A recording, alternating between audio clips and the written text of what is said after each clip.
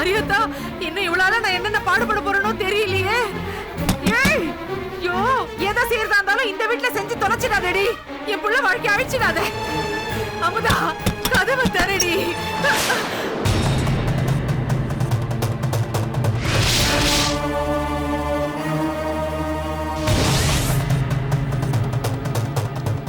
உங்க புள்ள வந்தா சொல்லுங்க, நான் இந்த வீட்டை விட்டு போறேன். எப்ப நீங்க என் ஒழுக்கத்து மேல சந்தேகப்பட்டீங்களோ அதுக்கப்புறம் நான் இந்த வீட்டுல இருக்கிறதுல எந்த அர்த்தமும் இல்ல. நான் வரேன். ஏய் அமுதா, சொன்ன கேளு அமுதா. என் புள்ள வந்ததுக்கு அப்புறம் அவங்கிட்ட சொல்லிட்டு போடி. வந்ததுக்கு அப்புறம் போடி. விடுங்க. நான் உங்க சங்கத்துமே வேண்டாம்னு போறேன்ல, எதுக்கு என்ன தடுக்குறீங்க? என்ன நிம்மதியா இருக்க விடுங்க. இங்க பாருங்க, இனிமே உங்க பையன் வாழ்க்கையில நான் தலையிட மாட்டேன். ஏன் வாழ்க்கையிலயும் அவர் தலையிட வேண்டாம்னு சொல்லிடுங்க. ஏய் சொன்ன கேளு அமுதா. அமுதா,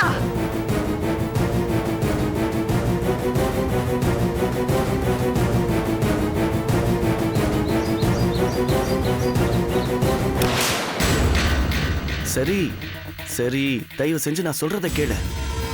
நீ பாட்டுக்கு பேசிக்கிட்டே இருந்தா எப்படி? அப்பா, போதும் போதும். நீ கத்துற கத்துல என் காது ஜவ்வு கிழிஞ்சிடும் போல இருக்க. மெதுவா பேசுடி.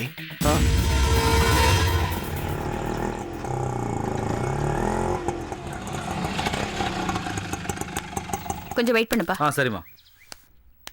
அம்மா, எவ்வளோன்னு கேட்டு கொடுத்து அனுப்பு. சரிங்கம்மா.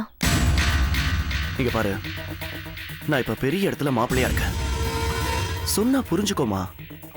நான் என்னைக்குமே உனக்கு துரோகம் நினைச்சது இல்ல.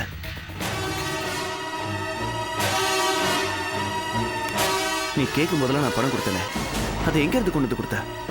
இத பாரு, எனக்கு மட்டும் உன் கூட சேர்ந்து இருக்கணும், உன் கையை பிடிச்சு வாழணும்னு ஆசை இல்லையா? இன்னும் கொஞ்ச நாள் வெயிட் பண்ண. ஹே, நான் சொல்றேன்ல, சீக்கிரமாவே உன்கிட்ட வந்து சேர்ந்துடுறேன்.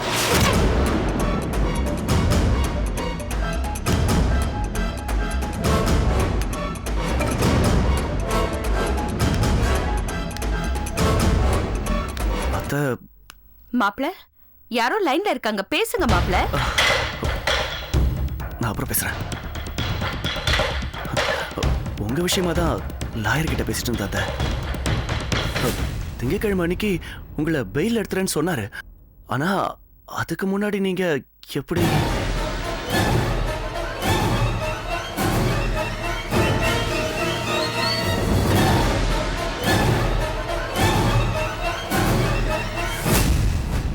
என்னத்த பதிலே பேச மாட்டேங்கிறீங்க? என்ன சொல்றதுன்னே தெரியல மாப்ள. தொப்புள் குடி உறவுங்கிறதே இதான். அவன் காலில் விழுந்து என்ன ரிலீஸ் பண்ண வைக்க வேண்டான்னு நான் தான் உங்ககிட்ட சொன்னேன். ஏன்னா அப்பா அவன் மேல எனக்கு கோபம் இருந்துச்சு. எப்ப அவன் கேஸ வாபஸ் வாங்கினானோ அப்பவே அந்த கோவம்லாம் எங்க போச்சுன்னே தெரியல. ஆமா மாப்பிள்ள, சுரேஷ்குள்ளையும் அம்மாங்கிற பாசம் இருக்கத்தான் செய்யுது. இவ அந்தர் பல்ட்டி அடிக்கிறத பார்த்தா நம்மள அந்தரத்துல விட்டுட்டு போயிடுவா போல இருக்கே. இப்ப என்ன பண்றது? என்ன மாப்பிள்ள, நான் சொல்றது சரிதானே? ஆமா, கரெக்டா அத்த. நீங்க வேணா பாருங்க மாப்பிள்ள, கொஞ்சம் கொஞ்சமா அவன் என் வழிக்கு வந்துருவான். கேஸ வாபஸ் வாங்கிட்டதுனால எல்லாமே சரியாயிடுச்சுன்னு தப்பு கணக்கு போட்டுறாதீங்க. பெத்தவங்க எப்பவுமே பிள்ளைங்க செஞ்சதை மறந்துடுவாங்க, மன்னிச்சிடுவாங்க. ஆனா பிள்ளைங்க அப்படி இல்லை. அவங்க செய்யற எல்லாத்துலயுமே ஒரு சுயநலம் இருக்கும். நான் சுரேஷ குறிப்பிட்டு சொல்லல அத்த, பொதுவா தான் சொல்றேன். இல்ல மாப்பிள்ள, அவன் மாறி இருக்கான். அப்படி இருந்தா நல்லதானே அத்த. இருந்தாலும் கொஞ்சம் யோசிச்சுக்கங்க. ஏன்னா எத்தனையோ தடவை சுரேஷ் உங்களை அவமானப்படுத்திருக்காரு. அதனால உங்க மனசுலயும் காயம் ஆறாம இன்னும் அப்படியே தான் இருக்க. எனக்கு என்னன்னா, இந்த கேஸை வாபஸ் வாங்குறதுக்கு முன்னாடி உங்ககிட்ட வந்து அவர் மன்னிப்பு கேட்டிருந்தாருன்னா நீங்க சொல்றதுதான் சரின்னு படுது. அப்படி ஏதாவது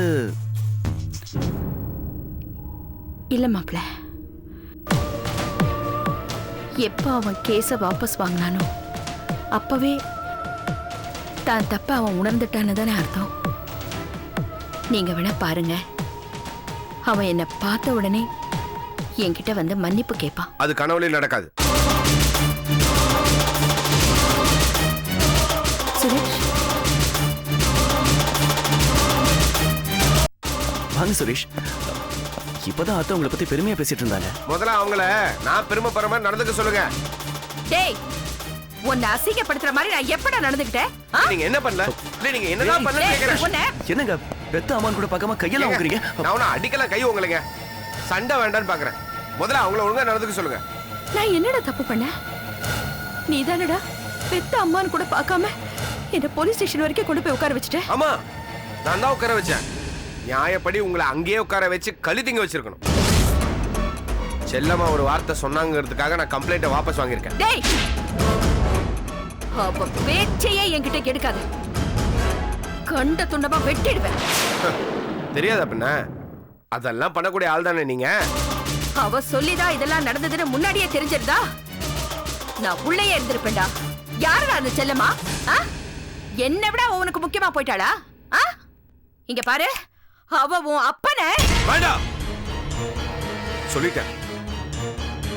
பாருங்க, இப்படி தப்பு தப்பா பேசிதான் இன்னைக்கு இந்த நிலைமையில இருக்கீங்க. போன வாட்டி கழுத்தை மட்டும் தான் நெரிச்சேன். இன்னொரு வாட்டி இப்படி பேசினீங்க கொன்னுடுவேன். டேய், அந்த அளவுக்கு வந்துட்டியா நீ? என்ன கொன்னுடுவியா? பாத்துருவோம்டா, பாத்துருவோம். அத்தை, உன்னால என்ன செய்ய முடியுமோ செஞ்சுக்கோ. ஆ, போடா. போறேன். இல்ல நீங்க என்ன பண்ணிடுவீங்க? இல்ல அவனா நீங்க வந்து இப்படி பேசிட்டே இருந்தா என்ன அர்த்தம்? சுரேஷ், அத்தை கொஞ்சம் பொறுமையா இருங்க அத்தை. பாத்தீங்களா மாப்ள, பாத்தீங்களா இவ எப்படி பேசான்னு பாத்தீங்களா? நான் உண்மைதானே சொல்றேன். சுரேஷ், என்னடா உண்மையை சொல்ற? சரி விடுங்க, ஏதோ பேசிட்டு போறாங்க, விடுங்க. என்னங்க பேசிட்டு போறாங்க? அவங்க பேசுறது நியாயமாங்க? சரி, விடுங்க சுரேஷ், நீங்க போங்க, ரூம்குள்ள போங்க ப்ளீஸ், போங்க.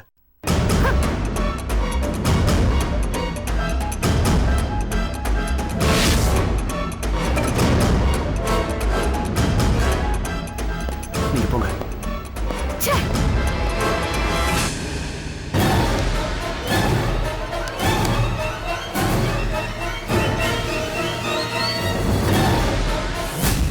இதெல்லாம் நேத்தே போயிருக்கணுமே, இன்னும் அனுபவம் இருக்கீங்க. இன்னும் சைன் ஆகல சார். நான் இல்லைன்னா என்ன, தம்பி இருக்கான்ல, அவனும் ஜாயின்ட் சிக்னேட்டரி தானே. டைரக்ட் கம்பெனி கான்ட்ராக்ட் இல்லையா அது, சோலை கையெழுத்து போட்டாலே போதும். ஓகே சார், நாளைக்கே அனுப்பிச்சிடுறேன் சார். இன்னொரு முக்கியமான ஒரு விஷயம். நிமிஷம் ப்ளீஸ், ஒரே நிமிஷம். Okay madam. என்னங்க இந்த பேசுங்க. யாரு பேசுற? அப்பா லைன்ல இருக்காரு. என்னவா? இது புடவை கடையில இருக்காரு, முகூர்த்த புடவை ஆர்டர் பண்றதுக்காக. அவருக்கு சூஸ் பண்ண தெரியல, என்ன கலர்னு என்ன கேட்டாரு. நான் உங்களை கேட்க சொன்னேன். என்னங்க இங்க நான் என்ன பேசிக்கிட்டு இருக்கேன், நீங்க ரெண்டு பேரும் என்ன பண்றீங்க? அவரை உடனே கிளம்பி வர சொல்லு. ஐயோ, அவ்வளவு தூரம் போயிட்டாருங்க, கடையில இருக்காரு. யாரை கேட்டு கடைக்கு போனாரு? அந்த ஆளை வர சொல்லுங்கிறல்ல. பா பா, நீங்க கிளம்பி வந்துருவீங்களா? சாயந்தரம் நம்ம எல்லாரும் சேர்ந்து ஒன்னா ஷாப்பிங் போலான்னு சொல்றாரு. நீங்க கிளம்பி.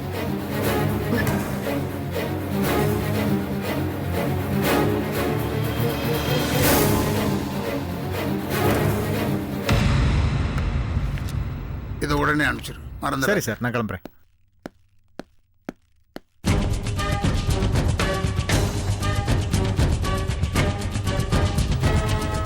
சேகா,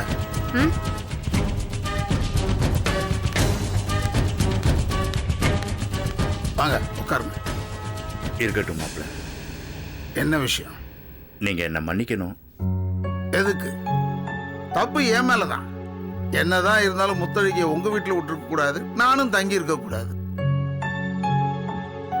எத்தனை லட்சம் கையில இருந்தாலும் மாமனார் வீட்டுல மருமவன் தங்க கூடாது, மரியாதை இருக்காதுன்னு என் கண்ணால இல்ல பார்த்தேன். மாப்பிள்ள, அது இப்ப வேணாம், அப்புறம் குடிக்கிறேன். இப்ப குடிங்க.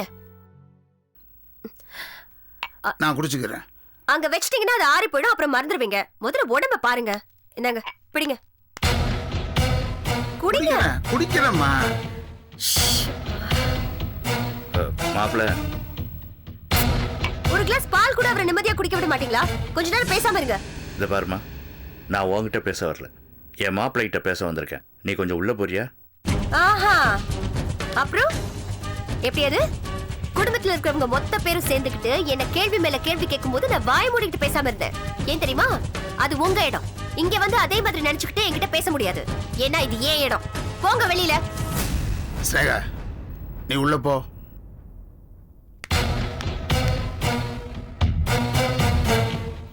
சொல்லுங்க, என்ன விஷயம்? மாப்பிள்ள, நான் ஏதோ கோபத்துல பேசிட்டேன், தப்புதான். நடந்தது முடிஞ்சதாவே இருக்கட்டுமே. தயவு பண்ணி வீட்டுக்கு வாங்க மாப்பிள்ள. நீங்க சொல்ற மாதிரி முடிஞ்சதாவே இருக்கட்டும். இன்னும் ஒரு வாரத்துல நான் இன்னொரு வீடு பார்த்துட்டு முத்தழகியை கூட்டு போறேன். மாப்பிள்ள, குடும்பத்துல சண்டை சச்சரவு இருக்கிறது எல்லார் வீட்லயும் நடக்கிறது தானே. அதுக்காக கடைசி வரைக்கும் ஒருத்தருக்கு ஒருத்தர் பார்த்துக்காமலே இருக்க போறோம். அவர் பேசாம பின்ன என்ன பண்ணுவாரு? அந்த அளவுக்கு ஒரு பாதிக்கப்பட்டிருக்காரு. சும்மா கண்ணே மணியன்னு கொஞ்சம் கொஞ்சம் கூப்பிட வேண்டியது, அப்புறமா கூப்பிட்டு வச்சு அவமானப்படுத்த வேண்டியது.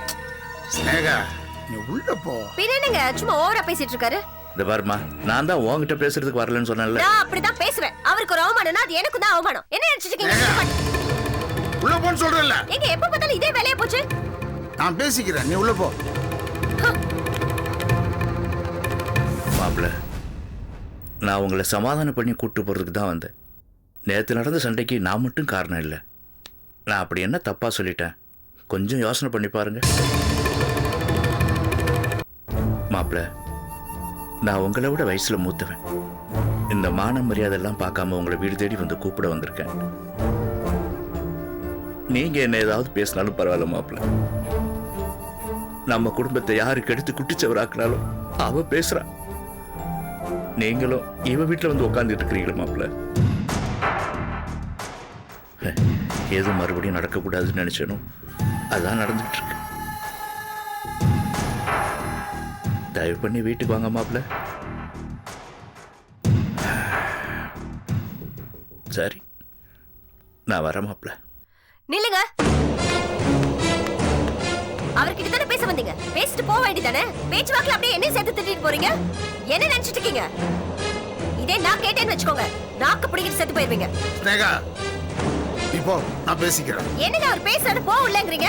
விடுங்க மாப்பிள்ள. ஏதோ நம்மளை பிடிச்ச சனியை விட்டுருச்சுன்னு நினைச்சேன். ஆனா அது ரொம்ப ஆணித்தரமா நம்ம தலைமையில ஏறி உட்காந்துக்கிட்டு இருக்கு. இப்பதான் புரியுது. உங்களுக்கு அவ்வளவுதான் மரியாதை. இன்னொரு தடவை இப்படி வந்து நின்னு பேசிட்டு இருக்கீங்க அப்புறம் உள்ள போன்னு சொல்றேன்ல. ஆமா, உங்க வீட்ல உள்ளவங்க எல்லாம் ஒவ்வொருத்தரா வந்து என்ன குட்டிச்சவரு சனி அது இதுன்னு பேசிட்டு போவாங்க. நீங்க ஆனா உடனே ஸ்னேகா ஸ்னேகான்னு ஏன் வாய் அடைங்க. உங்களுக்காக நான் பேசின பாருங்க, எனக்கு வேணும்.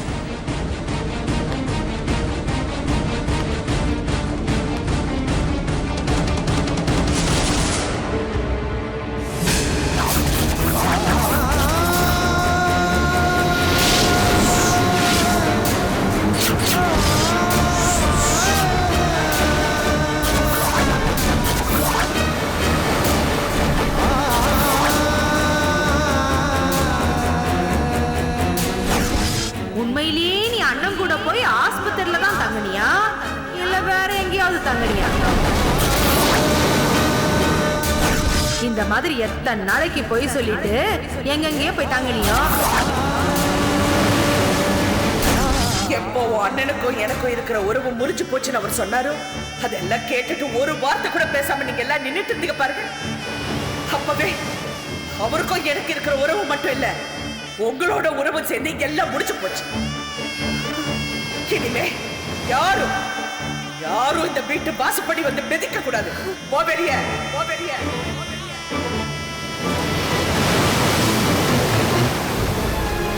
என்ன மன்னிச்சிருங்க வாசு. நான் இருக்கிற வரைக்கும் நீங்க சந்தோஷமா இருக்க போறது இல்ல. நான் உங்களை அளவுக்கு அதிகமா நேசிச்சேன். ஆனா கடைசி வரைக்கும் அதை வெளிப்படுத்துறதுக்கு எனக்கு சந்தர்ப்பமே கிடைக்கல. நான் உங்களை விட்டு போக போறேன் வாசு. என்ன மன்னிச்சிருங்க வாசு. நான் போறேன். என்னோட இந்த வாழ்க்கையை முடிச்சுக்க போறேன்.